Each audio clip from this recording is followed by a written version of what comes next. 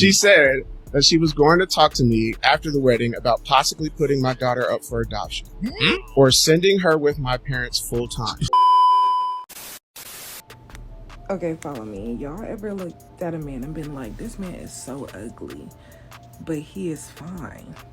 Like, there's things about him that you really, really like, but you know that if you showed him to your friends, they'll be like, being ugly fine is a thing, but sometimes people just have too many features. And I think with this one man, that is specifically what's going on here. Because he kind of looks like a pit bull. I ain't gonna lie, I'm getting cooked. But I would lick him from top to bottom. I mean, have you ever been swallowed up? But it's because of the features he has, but he just has too many features to be just like conventionally attractive. I don't know if I'm explaining this right. And I can't show him on here or on my close friends. So I'm gonna just have to take him to the grave. But I feel like everybody has that one. Everybody has that one that you would knock him down, but your friends would dog you. Plot twist. You're that person for him. That'd be kind of cold-blooded. What if he on the internet talking about you just like that, man? Say, bro, a lot of these women are delusional as hell, man. Like, bro, not to be disrespectful or anything like that to this woman, but, bro, let's be real. I could see someone saying that about her. Like, I'm not gonna hold you, bro. Let's be real. Somebody probably said that about me before, but guess what? Nigga still went to the Virginia State Water Park. Straight up, it don't matter. You cannot take away my memories and my experiences at that water park. It is what it is. They're still here. It happened. It's not a figment of my imagination. It happened in real time. So whether you want to parade me around and show me to all your homegirls because you care so much about their opinion, you want to feel validated by their thoughts and shit like that, cool. Nigga still was split splashing in that water park. It is what it is, man. I feel attacked. But those bodies still count no matter what. They never go away. I know you know about this one here. This is what they used to do in the hood. I don't know if they still do it. You got a car. Yeah. You don't want to try to get up off it, and you got 100-some thousand miles on it. You roll the miles back on it. Wait a minute. You can roll the miles back on the car? Sure can. Man, stop playing stupid. You know that. She done tried to roll the miles back on that hoo-ha. That thing done been ran through. Like Sherman through Atlanta. You can't do that. You can't do that. You can't do that. Nah. They did it on Matilda. They was like throwing a hot dog down the hallway. Listen, and Hello. He did the depending echo. on how much running you do. Yeah. Depending on how much running you do, you really can't exclude your past. What you got when you get back here, huh? Hey, real talk. Y'all ever seen the movie Matilda? The daddy was like a greasy car salesman, and I remember a scene when he was rolling the miles back on the car to try to sell it, and Matilda was like, "You low down, dirty, trifling rascal. You lowered in scum on ticks and shit like that, bro." It was crazy, but yeah, man, a lot of women will try to do that. Let's be real. But again, I'm all for sexual freedom and sexual liberation and being what they call today a free spirit. Oh, yeah, Lord. Yeah, I'm all for that. I'm all for that. But you just can't say certain things from the past don't count. That's not the way it works. Yeah. That's not the way it works. But there's always somebody for everybody, no matter what you do in life. Your cousin Craig, hook us up. No matter what you do in life, there's always somebody for everybody. What I tell you about hoo-ha. It's like the fair, get big and better every year. Damn. I don't care, Ocho, if I can stick both hands in there and clap. Let your boy in there. Let your boy in there, Ocho. I don't care. I'm playing with me, Ocho. What? He said I can stick my hand. Got your boy in. I don't want it if I can do that. Man, you a freak, You say you don't care if you can be in there and clap. Just let I me put in. both hands in there and clap. That boy can swim like this in there. Nah, I'm As soon as straight. I take them out, I'm coming in. Damn. No walls. Man. Man, I'm crazy, bro. Man. Hey, back when I was coming up, if that happened, that mean you got drowned. That's what they used to say, bro. Ooh, man, she be drowning niggas. Hey, listen, bro. guys, I'm in my 30s. Trust me, I have been around the block, and that right there, I don't want it. I don't know what I'm talking about. I don't want it. It's useless. You ain't feeling nothing. Now, hey, I know to do that. I go get me some of that old vinegar. Go get me some of that old white vinegar, Ocho. About to snap that coochie. White vinegar, that close it up a little bit. That close it up a little bit. Man, this dude's stupid. Okay, I ain't. Dante, I'm gonna beat your ass, bro. I ain't never heard that one, boy. Yeah, but see, sometimes, Ocho, you know, when they that big, Ocho, sometimes you got to go one side at a time. Jesus Christ. Yeah, you can't go right down the middle. You got to get on one side. You know what I'm saying? Right. A big wide lane highway. See, I don't drive the middle of the road. When they're like that, I get on one side. Right. Then I make the other side jealous because I ain't been driving on that side. They come together. This dude's stupid, bro. I'm with you, me right. Yeah, Ocho. I'm with you. Man, you don't know all the, man, I know all the tricks. Man, I'm finna try that. Yeah, man. I'm finna try that. Man, You want some pussy? you get you some of that old white vinegar. Dante beating your ass, man. Mm-hmm. I'm gonna try that tonight. I got vinegar right there. I got vinegar downstairs right now. Mm-hmm. Well, your wife I gonna like beat that. your ass. Well, you giving me some ideas now. I can spice things up a little bit. All right, guys. You know what, though? I feel like and Ocho was just talking about recreational purposes. They wasn't talking about wifing these women and things of that nature. And a lot of women hate the fact that it's a double standard. Like a dude, like I'm pretty sure Ocho and Shannon have high body counts because of the nature of what they used to do for a living. And even today, they're popping. They got the podcast and everything like that. But it's like this. I don't know where I picked this up from, but I remember somebody said it on YouTube. The dude said basically this. It's like behavioral economics. The outcome that requires no action is always going to be less valuable than the outcome that requires effort and skill. So the men are the outcome. Well, men are seeking the outcome of having relations with a woman, but that requires effort and skill. A woman can just go out and about, and the dudes have to have effort and skill in order to sleep with her. So it's basically this. She does nothing and get an outcome. We have to do everything and get an outcome. That's why men will always be respected for sleeping with a lot of women, because a man who ain't got something going, who ain't out there doing something, will never be able to sleep with women. Something has to be done. A woman can sit alone in a restaurant and a man will approach her. And it might not be the man she wants to approach her, but some man will approach her and try to shoot his shot. That's just how that goes. And that's why high body count women will always be less favorable than lower body count women. Men don't hold their friends accountable. Bro never told me he be slapping you for Like, bro. for real, cause y'all be acting like we supposed to be the police in this situation. He didn't tell me he'd be karate kicking you when you make him mad. I had no idea he had anger issues. No idea at all. I had no idea his temper was so short. He be cool around us. I don't know. First of all, what are you doing to make him that mad? Because I know my boy. I know my boy, so what did you do to piss him off like that? Play with my emotion. Because that's what I want to know. I know him for a long time too, so you're not gonna sit here and act like he just angered up. Need anger management, because I don't believe that. I'm not buying what you selling. Let me know what you did. Let me know the full story, because you're not gonna sit here and play on my boy head and on his reputation. Why you gotta cheat? That's what I'm saying. How was I supposed to know what he be doing at home? I don't know. We around each other. We don't be talking about whooping you. We don't. I'm sorry. We just don't. That's just never been like a topic in the conversation. I apologize, and I hope all is well. Be blessed though. See, y'all have to understand something, right?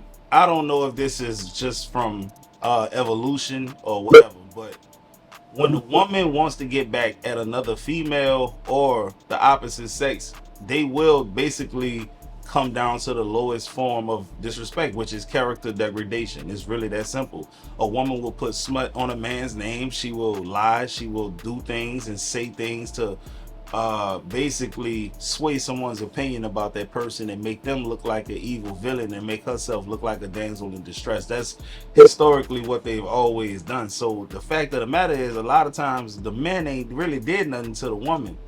He just pissed her off. He cheated on her. He did some things like that. But as far as like hitting her and doing all that stuff, that's not always the case. So when he said, I know my homeboy, he don't even easily anger like that. He ain't got no temper. He's he has a cool temperament. So what did you do if he in fact did put his hands on you? Like let's be real, bro. Men who hit women, man, they usually have a history of hitting women. Like niggas know. Now, if you know your homeboy got a issue with hitting women, you know this already. This like nigga can't come in here and tell me that one of my homeboys hit some female. Been knowing this nigga for 20 years. He done dealt with 5-6 chicks, never put a hand on any of them. So now it begs the question, what did you do to my mans, bro? Why did he feel the need to do that? Am I justifying the action if he did it? No.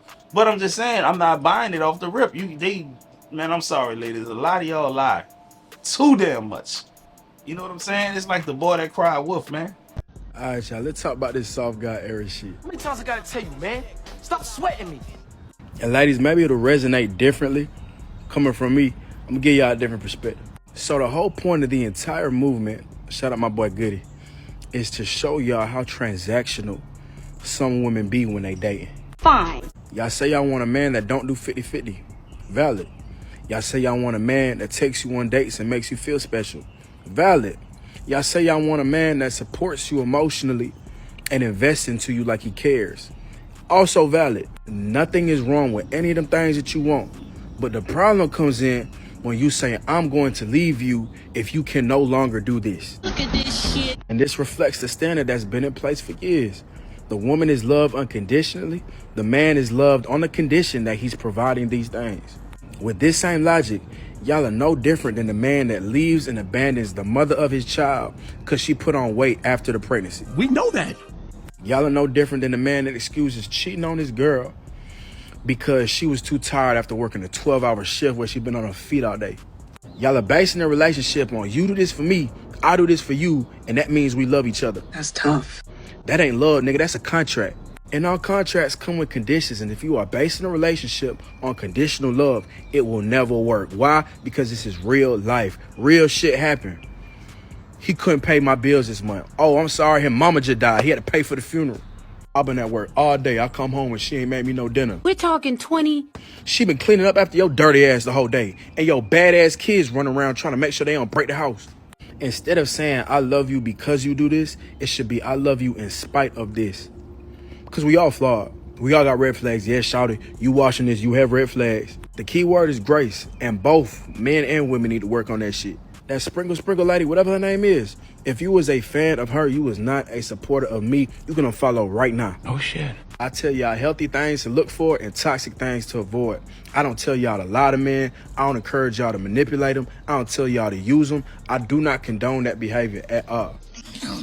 All right, so obviously he's an advocate for women and women dating and stuff like that, almost like Derek Jackson without all of the, I guess, the pandering. This is the only clip I've ever seen of this guy, but everything he just said is damn near valid because a lot of women are just transactional, and it's not like we don't know that's what most women want, but like he said, the issue becomes if I can no longer do these things, I'm getting left high and dry.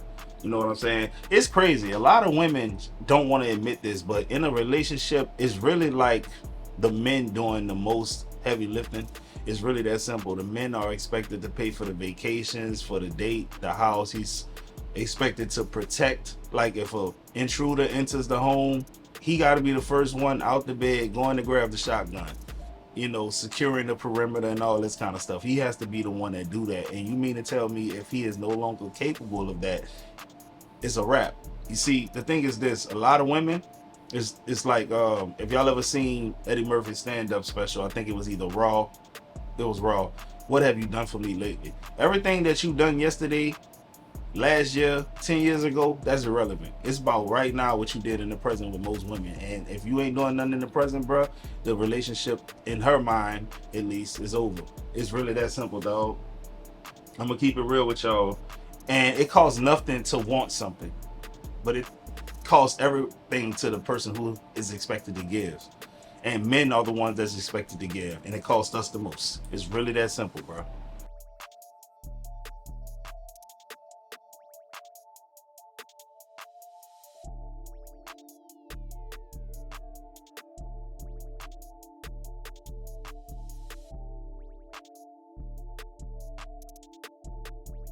You know, it's interesting, right? A woman can see a man on the subway with a hard hat on, his toes busting through his steel toe boots, clothes dingy, fingernails dirty, bags under his eye. The signs of wear and tear are abundant. She just left her little nice AC window, facing the window job in a little cubicle, keyboard warrior type of shit. And she expects this man to stand up so that she can sit down when he been on his feet all day doing laborious work. It's selfish if you ask me. Like, sometimes you gotta read the room. Obviously, this man's job is probably more physical. Obviously, this man's job is more physically demanding, and you would still want him to stand up so that you can sit your little easy job having ass. I know a lot of y'all have jobs that are kind of tough, but most jobs that women tend to gravitate towards are not physically demanding on the body. Let's be real. Let's be honest. And I just don't see how y'all expect some man to sit up there and just get up for y'all. It just, who are you?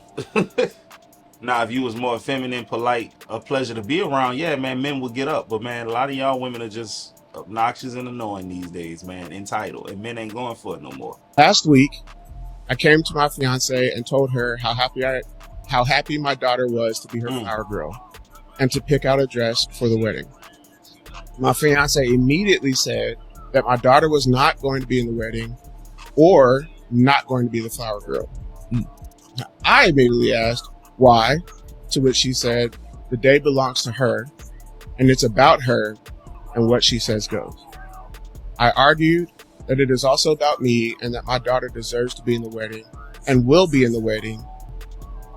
She said, can't believe that. She said that she was going to talk to me after the wedding about possibly putting my daughter up for adoption or sending her with my parents full time.